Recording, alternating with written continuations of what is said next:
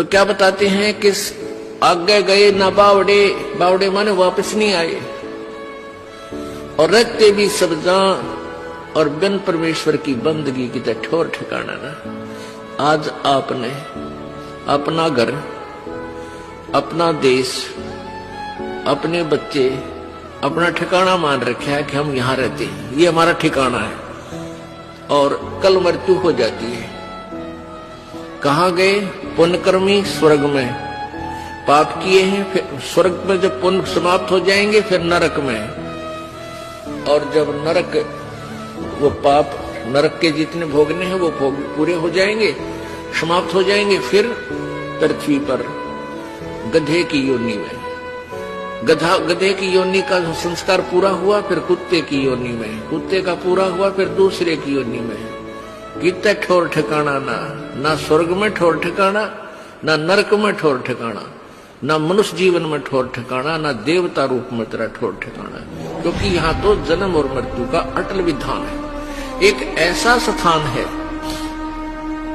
जहां जाने के बाद फिर मृत्यु नहीं होती, वहां कोई दुख नहीं, वहां बुढ़ापा नहीं और मृत्यु नहीं। ये दो दुश्मन है इस प्राणी के।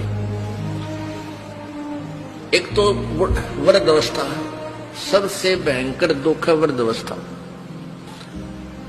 अब कोई रोग हो गया, उसका ट्रीटमेंट हो जा, इलाज है। इस वृद्धावस्था का कोई इलाज नहीं, इसका इलाज है, लेकिन ये प्रोसीजर लंबा है। परमात्मा की चरणा में आवे, पूर्ण ब्रह्म की साधना करे, परम संत से लेकर आखिरी सांस तक सच्चे दिल से भक्ति करे, तो बुढ़ापे में आने वाली आपदाएं बहुत हल्की हो जाएंगी, बहुत फर्क पड़ जाएगा। लेकिन रहेगी वृद्धावस्था, उठा जा ना बैठा जा, पर इतना फर्क हो जाएगा, चीस भड़क कम हो जाएगी, इतना राहत आपको हो सकेगा। परमात्मा की भक्ति से राहत मिलेगी, और न मृत्यु का विकल्प यहाँ पर है। एक ऐसा स्थान है सतलोक, जहां हम रहा करते थे, वह न मृत्यु होती थी न वृद्धावस्था होती थी। हम उस सुख सतल को छोड़कर इस काल के लोक में दुख सतल पर आ गए।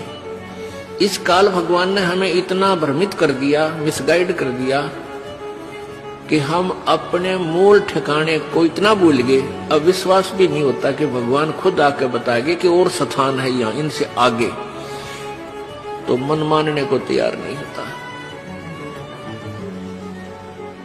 काल यही चाहता है कि ये भूल जाओ उस भगवान को, कहीं ये यहां से निकल ना जावे, क्योंकि काल भगवान जो यहाँ का मालिक है।